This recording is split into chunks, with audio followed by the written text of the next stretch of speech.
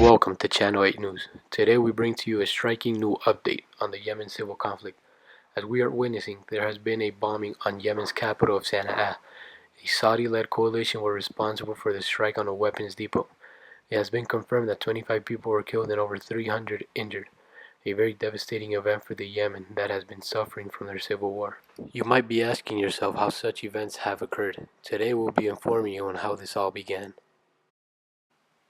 Yemen, officially known as the Republic of Yemen, is a country in Western Asia in the southern end of the Arabian Peninsula. Yemen is the second largest country in the peninsula, occupying 527,970 square kilometers. Yemen's official capital is Sana'a, but due to its recent civil war, which started in 2015, and of which in February rebels groups have taken control of the city, the government decided to temporarily make port aid in their capital.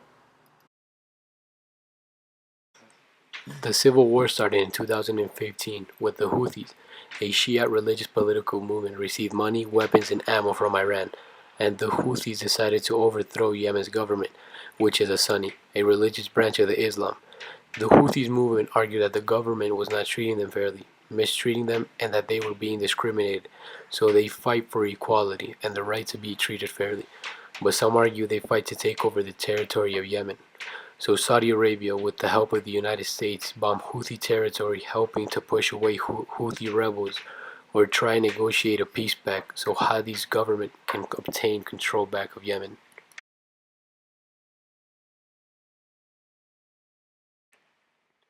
Yemen is divided by two sides. One side are the Houthi rebels, who are allied and backed up by Iran, which supply weapons to the Houthi rebel groups.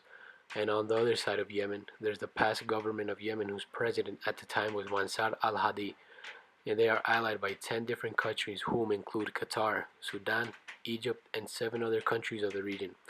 Their most important ally is Saudi Arabia, because they are backed by the United States, who are the ones who sell the military and intelligence armaments, this leading to a strong defensive and offensive structure to the Hadi's government and the supporters of the civil war.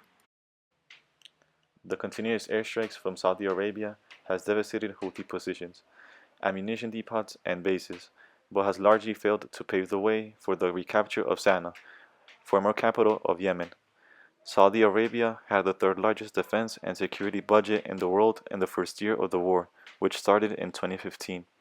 And while the Yemeni war is only a part of the Saudis' military spending, it is still a large burden for a nation of only 20 million citizens.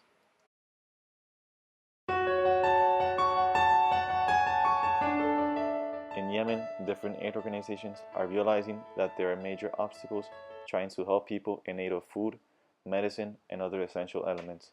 The control that the Houthis have over the city of Taiz has prevented medical supplies from arriving to the most needed.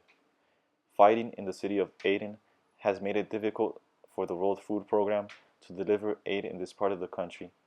Also, Saudi Arabia has pressured aid groups to leave rebel-controlled areas of Yemen to prevent even more casualties. In January of 2016, a hospital that was being operated by the Doctors Without Borders program was hit by rockets, killing 4 people and cutting all medical assistance from the area. As a result of the war, more than 60% of civilian deaths have been the result of Saudi-led airstrikes, the UN says. The conflict has killed more than 10,000 people, forced millions from their homes, and pushed the impoverished country to the brink of famine. The Yemeni people were the poorest in the Arab world before this war. According to UNICEF, a Yemeni child dies every 10 minutes from severe malnutrition and other problems linked to the war. Also, many others are affected for life by malnutrition. The humanitarian costs are staggering. Before 2015, almost half of all Yemenis lived below the poverty line.